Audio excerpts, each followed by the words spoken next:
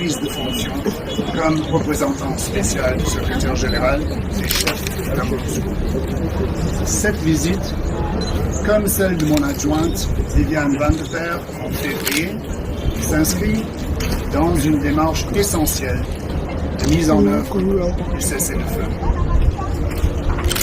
Comme vous le savez, Goma occupe une place centrale dans les efforts actuels en faveur de la désescalade, de la protection des civils et de l'appui au processus de paix en cours.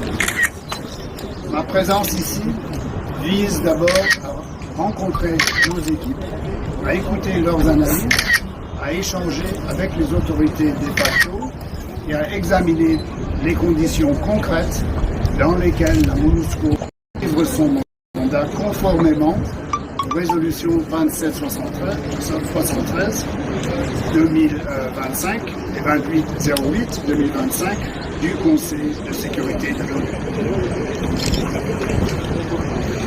La MONUSCO est mandatée pour soutenir le cessez-le-feu à travers sa participation et son appui au mécanisme conjoint élargi de vérification plus EJVM+, dont je vais rencontrer les membres ainsi que ceux du Joint Intelligence Fusion Cell au cours de mon séjour. Cette visite survient une semaine après des pourparlers tenus du 13 au 18 avril 2026 à Montreux entre les représentants du gouvernement de la RDC et de l'Alliance Fleuve Congo, mouvement du 23 mars, AFC M23. Dans le cadre avec la facilitation du Qatar, des États-Unis, de l'Union africaine et avec la Suisse comme pays obstacle.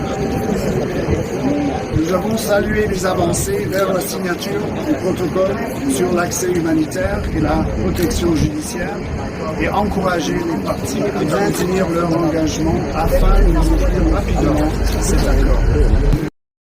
De mettre fin aux souffrances des populations civiles affectées par le conflit. Par ailleurs, le suivi du cessez-le-feu exige qu'un certain nombre de conditions indispensables soient réunies afin de permettre au mécanisme conjoint élargi de vérification plus d'opérer de manière crédible, sûre et efficace. Ces conditions comprennent la cessation de l'usage